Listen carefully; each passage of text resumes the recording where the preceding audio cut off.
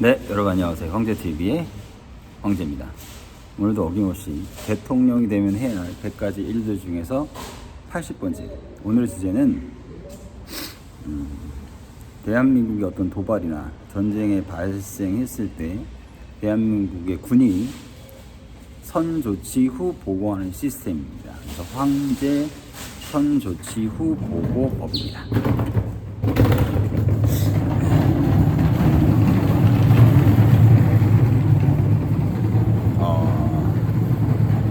이 작게는 싸움이고 크게는 전쟁이죠. 싸움과 전쟁은 가장 기본적인 요소가 있는데 그게 바로 속전속결입니다. 지도새도 모르게 침투해서 그 부분을 완전히 몰살시키는 거죠. 그렇기 때문에 항상 이 싸움은 속전속결의 기본 원칙을 하는 게 가장 중요합니다. 그러니까 승패를 좌우해요. 그 속전속결이 잘 이루어졌을 때는 성공하는 거고, 그렇지 않았을 때는 아주 힘든 싸움이 되고 때로는 질 수도 있는 겁니다. 그런데 이건 약간 공격적인 의미고, 방어적인 의미는 만약에 우리가 방어를 하는 입장에서 공격을 받았어요.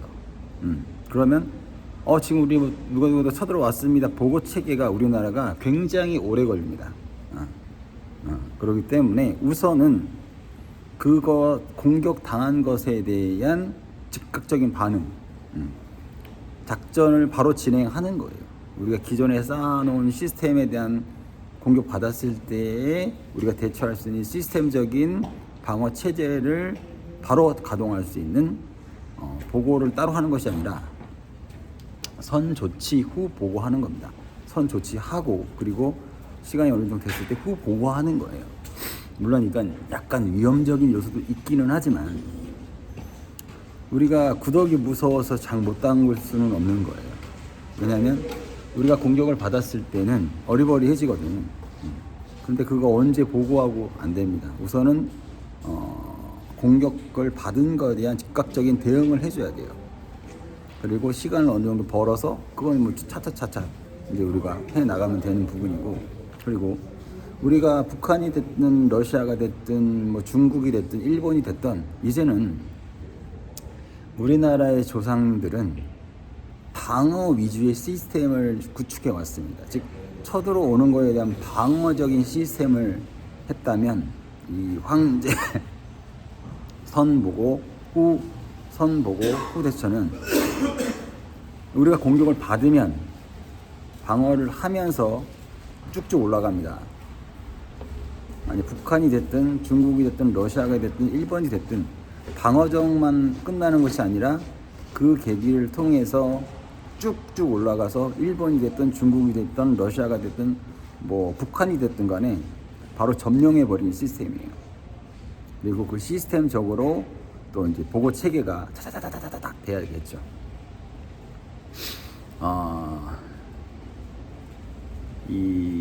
저는 이제 격투기를 제가 한 40년째 하고 있는데 이 상대와의 어떤 그 싸움에 있어서의 그 선빵은 엄청나게 중요한 겁니다. 근데 내가 꼭 선빵을 날리는 입장이 될 수도 있지만 내가 선빵을 당할 수도 있는 입장이에요. 그랬을 때는 내가 선빵을 딱 당했을 때는 그때 정신 똑바로 차려야 돼요. 그리고 내가 만약에 넘어졌어. 근데 바로 일어서려고 하면 안 됩니다. 딱 맞고 난 다음에 쓰러졌어요. 약간 시간적인 걸 벌어요. 그래서 내가 어느 정도 정신 차리고 다시 일어나서 약간의 휴식을 갖고 다시 전투에 임해야지 뭐 바로 일어나면 바로 쓰러져요. 정신 안 차리면. 그러니까 선빵을 날리는 것도 중요하지만 선빵을 내가 당했을 때 정신을 똑바로 차려야 된다. 그러면 그거를 반전의 기회가 될 수가 있는 거예요. 우리 대한민국은 항상 전시 상태입니다. 전시 상태예요.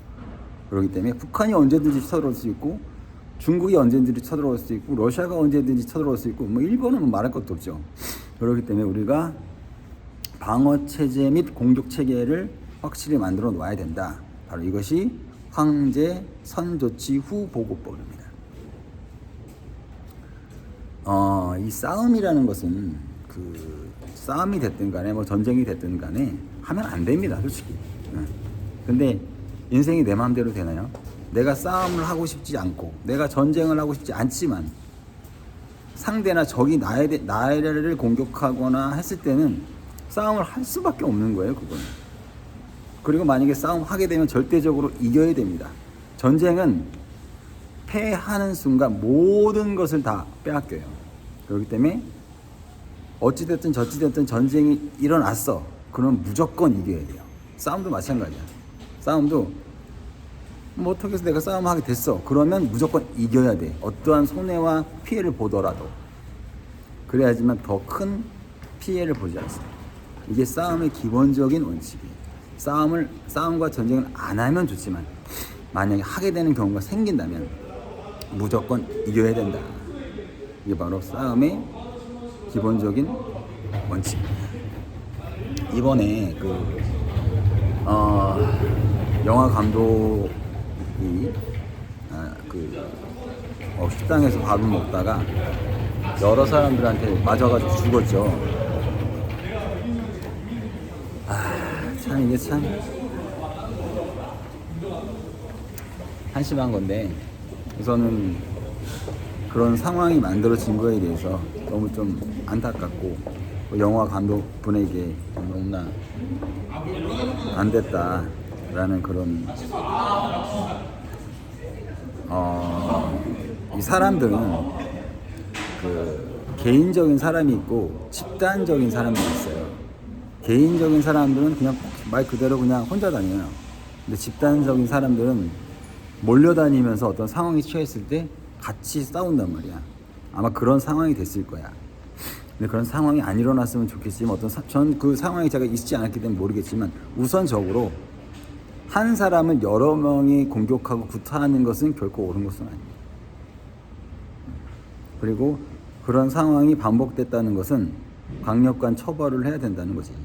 우선 기본적으로 한 사람을 여러 사람이 공격했다는 것만으로도 이거는 강력한 처벌과 구속 조치가 필요합니다. 아무리 어떤 싸움의 의리와 이런 로망이 사라진 시대이긴 하지만 한 사람을 여러 사람이 공격하는 것은 참 한심한 일입니다. 한심한 일입니다. 아마 이번 사건은 좀 경찰에서 좀 강력하게 처벌을 해서 구속도 시키고 그리고 깜빵도 보내야 되지 않을까라는 생각이 듭니다. 뭐 조금 얘기가 좀 벗어나긴 했지만 우선은 싸움이라는 거는 싸움이 됐든 전쟁이 됐든 간에 안 하는 게 좋아요. 안 하는 게 좋습니다. 하지만 우리가 살다 보면 어떻게 안 할 수가 있습니까? 살다 보면 별의별 일이 다 생기는 게 현실인데, 그렇기 때문에 우리가 기준이라는 것을 꼭 잘 잡아야 되는 것이, 사람이 옳고 그름을 잘 판단해주는 기준이 서면 함부로 행동하지 못하거든요. 꼭 싸움을 잘하는 사람들은 싸움을 안 해요. 근데 이 싸움을 어설프게 배운 애들이나 이런 애들이 꼭 사고를 쳐요. 싸움 못하는 애들은 아예 안 하고. 근데 항상 꼭 그런 성향이 있더라고. 운동을 오래 한 사람들은 절대 안 싸워요. 근데 이렇게 어설프게 운동 배운 애들이잖아. 그런 애들이 꼭 사고 치고 뭐 싸우고 이런단 말이야. 그게 참 너무 안타깝습니다. 그래서 제가 운동을 웬만하면 애들한테 안 가르치는 거예요. 옛날에 만화 영화도 있었잖아요. 머털도사. 그 만화처럼 그 도사가 제자를 머터리는 받아줬지만 다른 애는 왕질하게 받아줬던 사람은 안 받았잖아요. 그랬던 것처럼 사람은 기본적인 인성과 기본이 굉장히 중요한 거예요. 사람은 이게 힘이 없거나 가난했을 때는 그걸 잘 몰라. 근데 그 사람이 힘을 갖거나 부자가 됐을 때 그 사람의 근본적인 인성과 기본이 나오는 거거든요. 참 안타까운 현실입니다. 하여튼간 오늘은 황제 선조치 후 보고법에 대해서 이야기를 해봤고요. 우리나라가 항상 전시 상태에 놓인 나라다 보니 여러 가지로 불안하겠지만, 여러분들 그렇다고 해서 너무 불안해할 필요는 없어요. 그냥 내 하는 일 열심히 하고 하다 보면 설령 전쟁이 일어난다고 하더라도 또 그거에 대처하면 됩니다. 또 국가와 국민이 잘 뭉쳐서 잘 대처 나가면 되지 않을까라는 생각이 드네요. 앞으로 더욱더 열심히 하는 황제TV 황제가 되도록 노력하겠습니다. 감사합니다.